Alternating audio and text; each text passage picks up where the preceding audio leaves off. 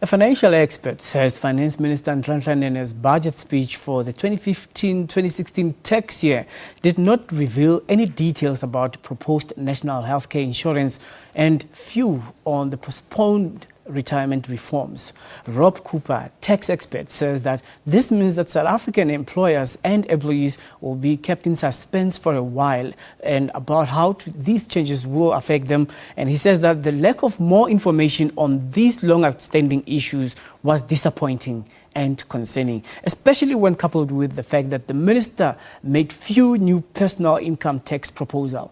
Rob Cooper is here to tell us about his views on these complex matters. Thank you very much for joining us, Rob. Good afternoon, Colin.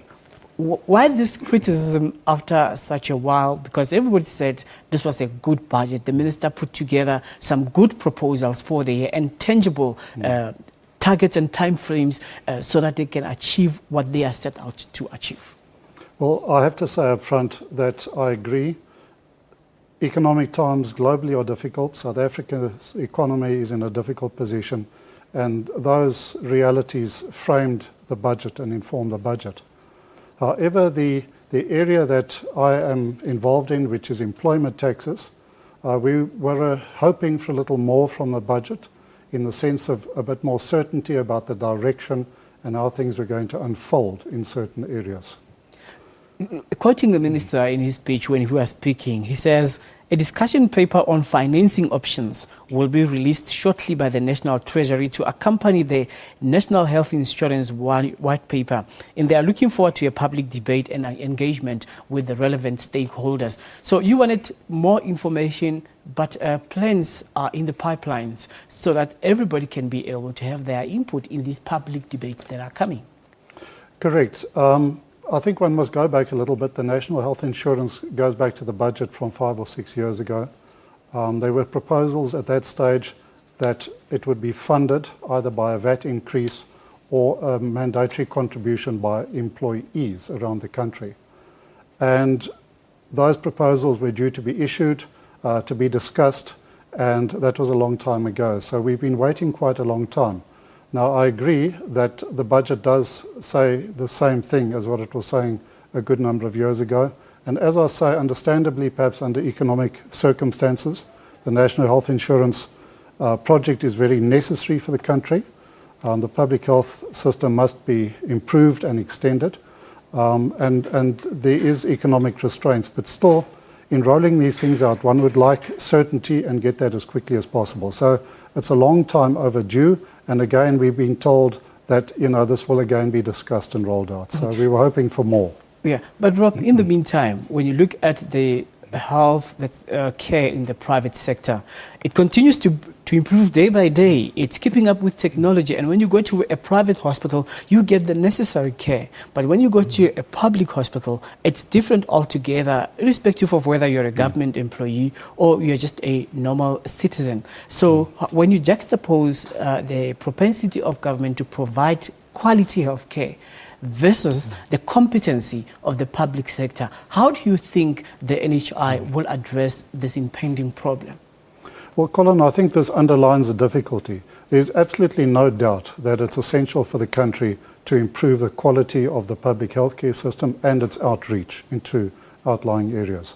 But there are, of course, other priorities that government have, education and such matters. So this underlines the frustration that it is so necessary. The private sector is doing reasonably well, but the public health sector really needs to be improved, and that's why we were hoping for more certainty in this budget to roll it out. But the private healthcare sector is very expensive, and as I tell you now, many people's medical aids are depleted. People have now to maintain their health status with cash. Well, this is one of the intentions of the National Health Insurance Project, is to try and level the playing fields a little bit between private medical care and public health care. And this is obviously a very sensitive matter. You don't want to interfere and upset the one too much in favor of the other. You want to make it a balanced and well-considered project. But it is a very necessary one. All right, on the tax issue, the government says it needs additional revenue. So do you support the notion that members of the public, the ordinary citizens, should bear the brunt? With this 1% increase, are we likely to see more? And what about this debate concerning targeting the rich, increasing corporate tax? What's your view on that? Well, I think in this particular budget, the increase to the fuel levy and the increase to the top marginal personal rate from 40% to 41% was perhaps the easier route for the government to take. Those two areas are well administered.